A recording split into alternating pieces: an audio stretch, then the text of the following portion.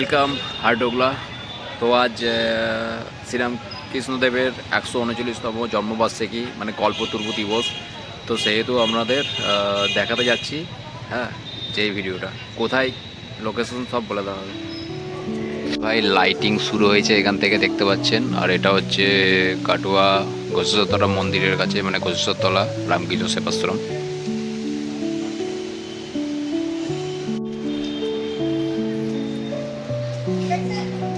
তো পুরো রামকৃষ্ণ সেবাশ্রমটা সুন্দর করে লাইটিং দিয়ে করা আছে, দেখতে পাচ্ছেন।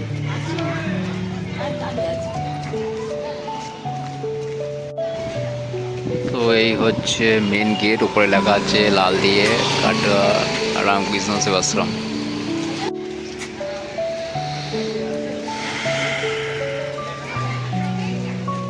তো এটা এন্ট্রান্স।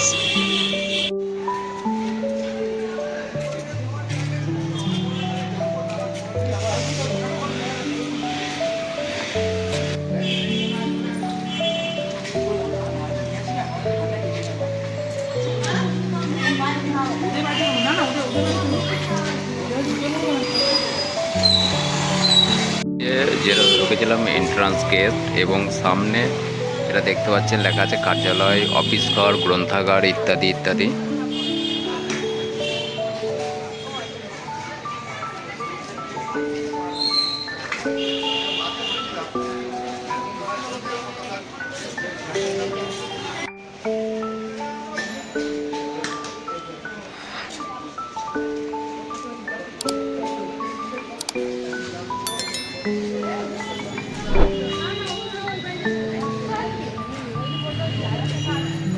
তো এই হচ্ছে রামকৃষ্ণ সেবাশ্রমে, দেখতে পাচ্ছেন রামকৃষ্ণ সেবাশ্রম।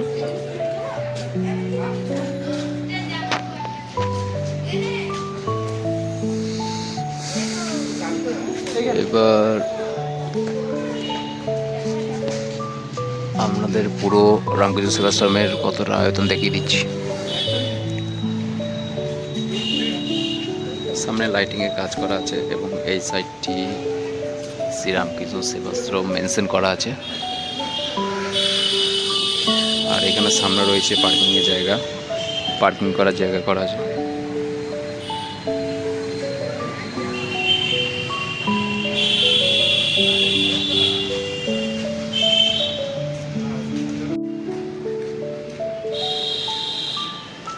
এখানে রয়েছে শ্রী মা সারদা দেবী।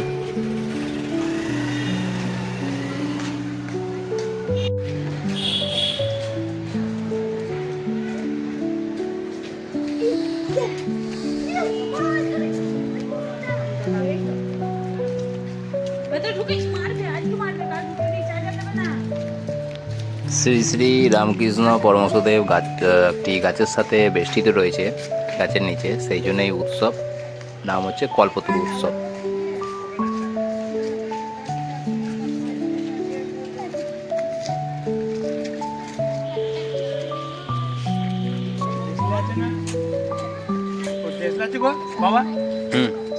তো ভাই এই হচ্ছে রামকৃষ্ণ শ্রী শ্রী পরমহংসদেব রামকৃষ্ণ দেবের মূর্তি।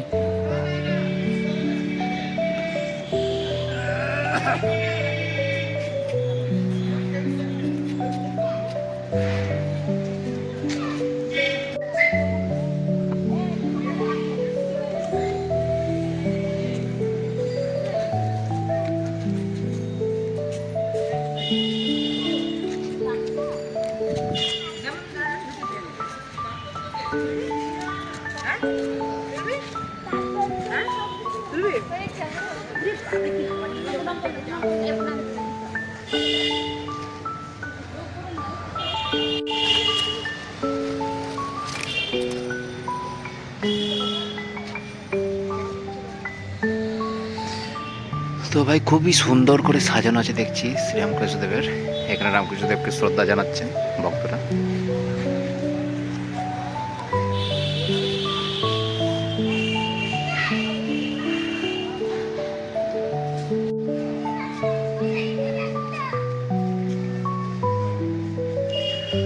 তো আশ্রমটি খুবই সুন্দর করে সাজানো আছে ভাই।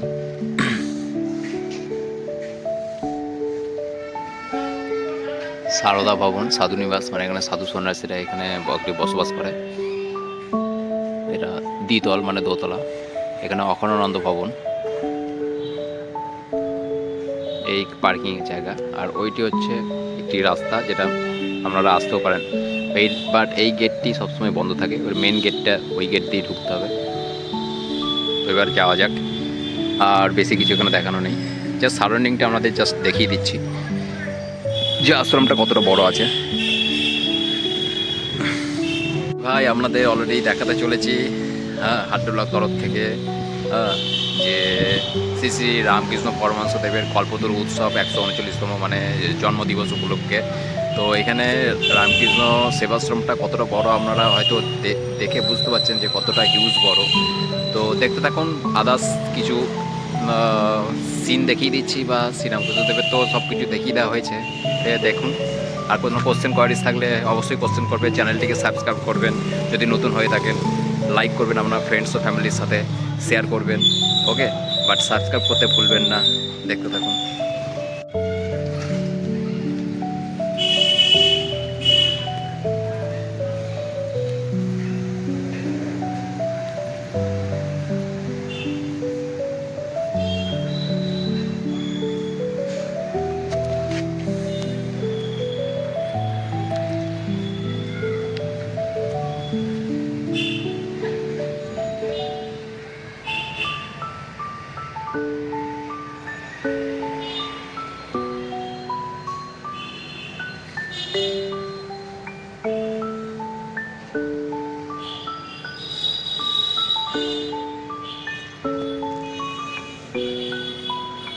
আপনারা কেউ জানেন নাকি জানি না যে কল্পতরু এক্স্যাক্টলি কী জিনিস, বাট হয়তো আপনারা জানেন যে শ্রী শ্রী পরমহংস রামকৃষ্ণদেবের কল্পতরু কী জিনিস বা কল্পতরু উৎসব কেন হয়। তো কল্পতরু মিন্স হচ্ছে, তরু মানে আমরা জানি যে গাছ অ্যাকচুয়ালি। তো কল্পতরু, যেটা কথাটা আমি বলে দিচ্ছি, কল্পতরু কেন এসছে, মানে উনের সাধনার মাধ্যমে যে গাছটি দেখালাম, উনি গাছের সাথে বিলীন হয়ে গেছিলেন, মানে উনি যাকে বলে দেহত্যাগ করা অ্যাকচুয়ালি বলতে পারেন। তো সেই হেতু কল্পতরু উৎসব হয়তো করা হতে পারে, but if there is any mistake so অবশ্যই কমেন্ট করে জানাবেন যারা জানেন। বাট আমি যতটা জানি ততটাই বলে দিলাম যে কল্পতরু উৎসব এক্স্যাক্টলি কী। ওকে, তো ভিডিও এইটুকুই,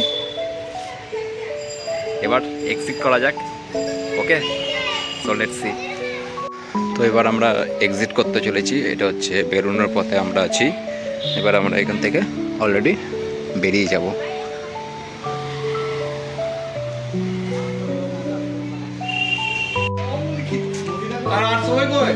সবাই আসবে, দাঁড়া।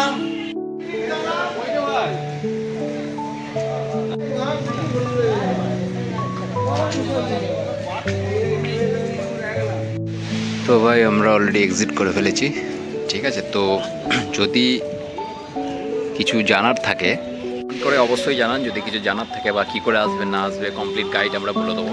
ওকে, ততক্ষণের জন্য টিল দেন টাটা, bye bye, see you next video.